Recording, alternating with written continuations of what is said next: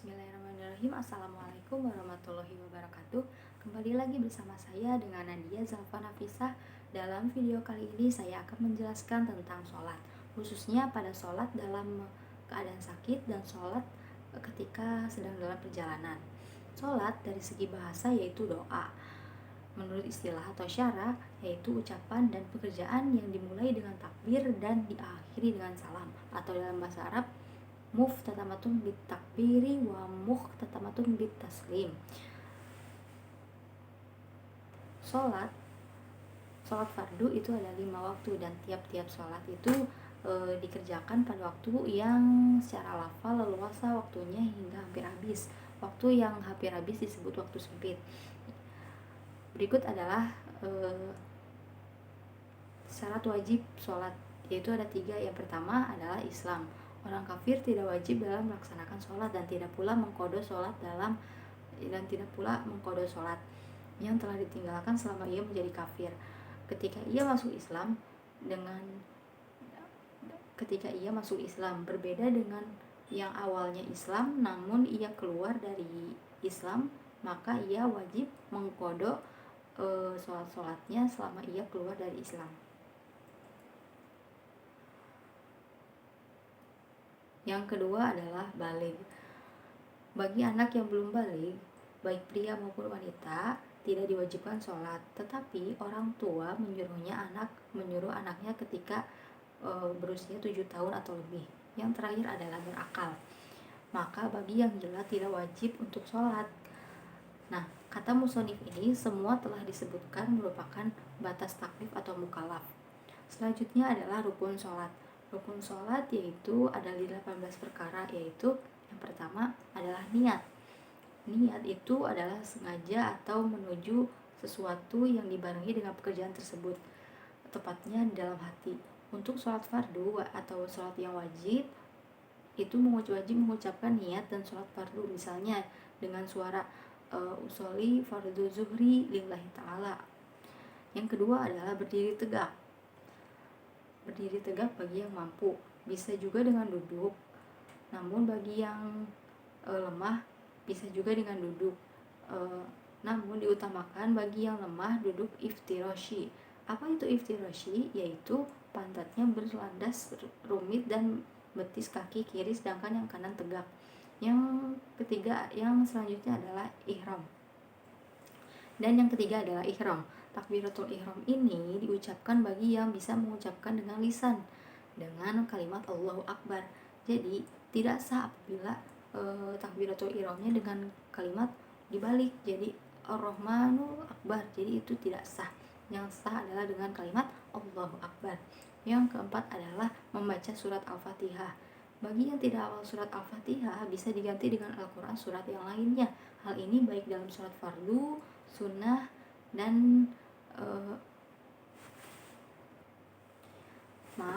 yang selanjutnya yang keempat adalah yaitu membaca Al-Fatihah. Bagi yang tidak hafal surat Al-Fatihah bisa diganti dengan Al-Quran yang lainnya. Hal ini baik dalam sholat fardu atau sunnah. Dengan mengucapkan Bismillahirrahmanirrahim itu merupakan bagian dari ayat dalam surat Al-Fatihah. Namun secara sempurnanya barang siapa yang meniadakan suatu huruf atau suatu bentuk tasydid dan menggantikannya dengan huruf lainnya selain huruf-hurufnya, maka tidak sah bacaannya. Demikian juga sholatnya. Kalau memang disengaja, kalaupun tidak disengaja, maka wajib mengulang bacaan tersebut. Yang kelima adalah ruku. Ruku ini paling tidak bagi yang kuat adalah berdiri badan lurus pada rukunya. Letakkan kedua tangan pada atas lutut atau sekiranya membungkuk tanpa tegak, dengan kadar telapak kedua tangan mencapai lutut. Kalau berkehendak meletakkan tangan pada lutut, bagi yang tidak bisa maka hendaknya membungkuk atau sesuai dengan kekuatan fisik atau hanya isyarat kedipan mata. Yang keenam yaitu ada tumaninah. Jadi apa itu tumaninah? Yaitu tenang sebentar setelah bergerak dari ruku. Yang ketujuh adalah bangkit dari ruku lalu i'tidal. berdiri tegak seperti yang keadaan semula, yakni berdiri dengan kuat dan duduk tegak bagi yang lemah. Yang kedelapan adalah tumaninah, suatu iktidal. Dan yang kesembilan adalah sujud 2 kali untuk setiap rakaat, paling tidak bagian dahi mukanya menempel pada sejadah atau tempat untuk bersujud, baik tanah ataupun di tempat lainnya. Sujud ini sujud yang sempurna, yakni ketika turun dari sujud sambil bertakbir tanpa mengangkat kedua tangan, lalu menekankan dahinya kepada tempat sujud, meletakkan kedua lutut, kemudian kedua tangan disusun dengan dahi dan hidung. Karena syarat sah sholat, yaitu syarat sah sujudnya, yaitu harus ada 7 bagian yang menempel pada tanah atau ke tempat sujud, yaitu kedua telapak tangan, kedua telapak kaki, kedua lutut, dan dahi, dan disunahkan juga hidungnya. Yang ke-10 adalah tumaninah dalam sujud. Yang ke-11 adalah duduk atau duduk di antara 2 sujud pada setiap rakaat. Ya, dan ini berlaku bagi yang sholatnya dalam keadaan berdiri, duduk, atau diam dan terlentang. Dan yang ke-12 adalah tumaninah sewaktu duduk di antara 2 sujud. Yang ke-13 adalah duduk akhir yang mengiringi salam dan atau duduk tahiyat. Yang ke-14 yaitu bertasyahud atau membaca tahiyat sewaktu duduk akhir. Yang ke-15 adalah bersolawat kepada Nabi Muhammad SAW sewaktu duduk akhir sesudah tahiyat, paling tidak membaca Allahumma sholli ala sayyidina Muhammad,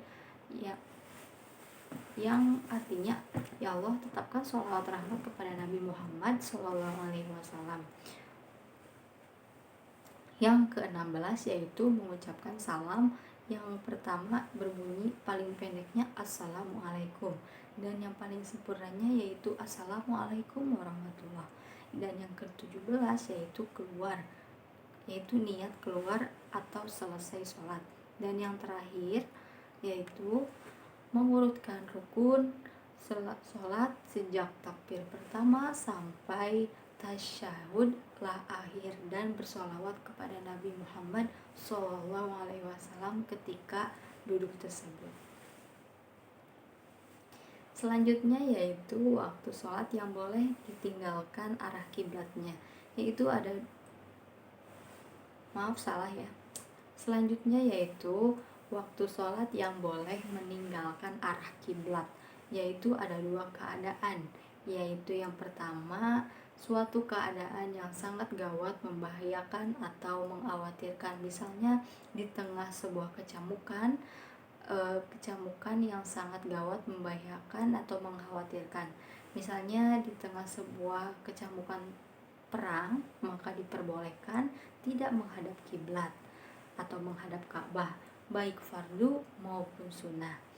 Yang kedua adalah sholat sunnah yang di tengah perjalanan atau musafir di atas kendaraan, dan dengan catatan kepergiannya benar-benar syara atau mubah, yaitu boleh walau jaraknya dekat. Untuk sholat sunnah menghadap ke arah yang dituju. Bagi yang berkendaraan hewan, tidak wajib menempelkan dahi atau wajahnya pada pelana atau punggung hewan yang ditumpanginya. Bahkan cukup berisyarat dengan ruku dan sujud, dan sujudnya hendak isyarat sujud lebih rendah dari ruku. Namun karena pada zaman modern ini jadi diibaratkan seorang yang menaiki hewan, yaitu menggunakan alat transportasi seperti mobil atau kendaraan umum lainnya, maka dengan melakukan metode yang sama, berikut adalah tata caranya. Perlu diingatkan kembali bahwa doa-doa pada sholat dalam perjalanan ini sama halnya dengan sholat biasa. Doa-doanya baik pun niatnya tersebut. Berikut adalah tata cara dalam sholat dalam perjalanan.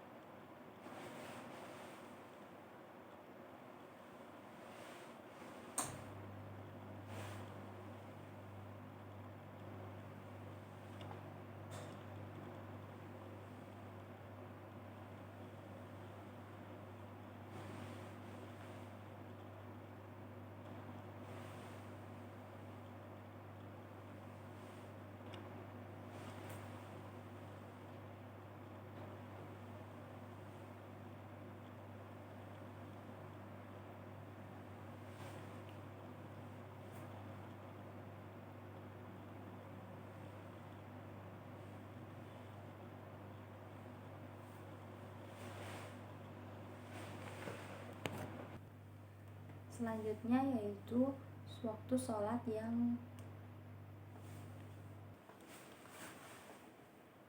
yang kedua adalah sholat sunat yang di tengah perjalanan atau musafir di atas kendaraan, dengan catatan kepergiannya benar-benar syarah atau mubah walau jaraknya dekat. Untuk sholat sunnah dan menghadap ke arah yang tuju titik bagi kendaraan hewan yang tidak wajib menempelkan dahi wajahnya pada pelana hewan. Namun pada zaman sekarang, ibaratkan sebuah hewan tersebut adalah alat transportasi yang berada pada era masa ini.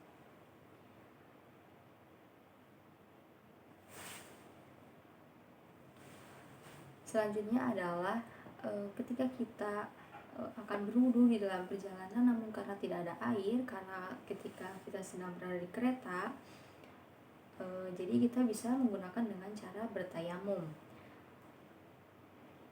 Namun sebelum itu ada pula ketentuan syarat-syarat tayamum. Syarat cara bertayamum yaitu pertama karena adanya uzur yang disebabkan kepergian atau sakit, yang kedua yaitu sudah masuk waktu sholat, yang ketiga adalah mencari air dan karena airnya tidak ada namun sudah masuk waktu sholat dan waktu sholat itu hampir habis, baik dilakukan dengan cara bertayamum. Dan yang keempat adalah terhalang menggunakan air.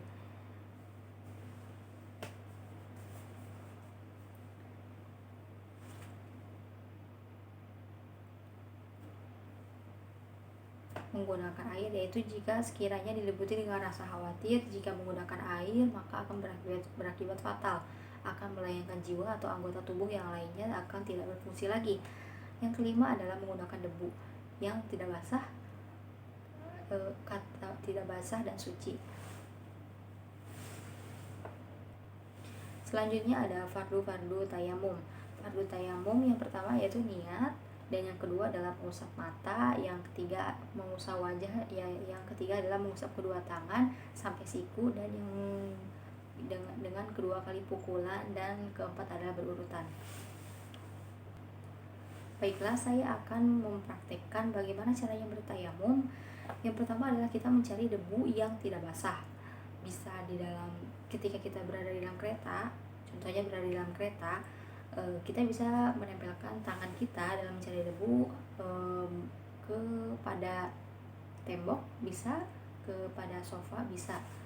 Yang pertama, apabila debunya banyak, maka ketika kita tempelkan, maka kita tepuk.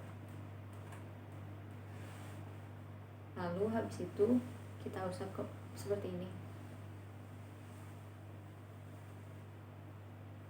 dengan ujung hidung bertumpu pada ujung jari ini. Selanjutnya mendahului yang kanan dan mengakhiri yang kiri. Selanjutnya kita ke bagian tangan dengan mengambil lagi debu, bukan pada tempat yang sama.